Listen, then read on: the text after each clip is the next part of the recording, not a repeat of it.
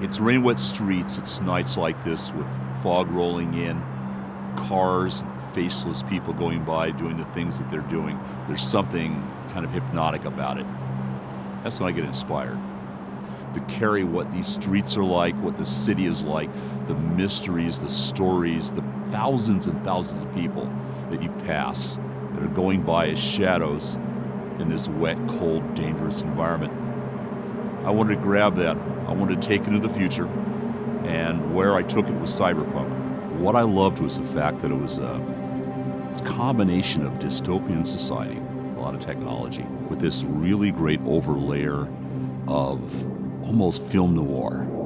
In a cyberpunk world, I realized real soon, was a world where people had the technology, but it didn't fundamentally change the fact that there was a lot of treacherous, nasty behavior, large weapons, and a lot of sort of serious danger all about.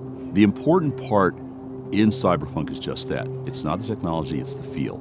It's getting that dark, gritty, rain-wet street feeling, but at the same time getting that rock and roll, lost, and desperate and dangerous quality. Cyberpunk is about that interface between people and technology, but not in that transhumanist way where it's all about the technology changing or improving them. It's about how people use things.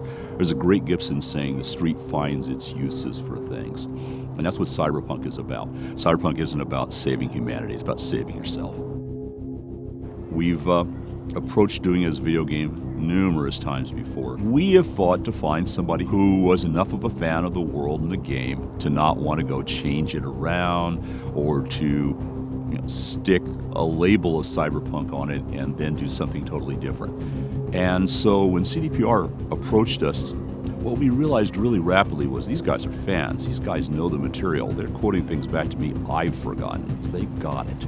And that's an important thing. You have to be able to understand why this world exists. They're dragging my butt all the way over to Poland several times a year. We're excited because there is a really strong element of cross-pollination. There's a really strong element of cooperative building going on. And that's really great. Cyberpunk 2020 was about early cyberpunk. It was a world in which people didn't know a lot about what the tropes were, the feel for it.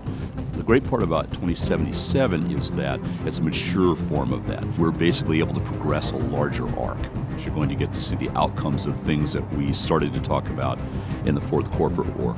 And we're going to be able to let players who've played the previous game to see how those progress, see where they go to, and how they'll shape them. We're looking at the same mucky, nasty night city that you were in before, just a lot bigger and probably a lot more dangerous, and with a lot of players you don't know about yet. 2077 is about the cyberpunk you thought you knew, scaled up, bigger, badder, stranger. It's the visual component that the frozen pictures we would put in the books can't give you. It's the sound, it's the feel, it's the movement. 77 is going to be about being there. We've gone through a long, long journey, all of us. Those of you who've been fans have waited for us to get the right game together at the right time, the right team. And we were going to wait long enough to make sure it happened the right way. Cyberpunk 2077 is going to be the right way.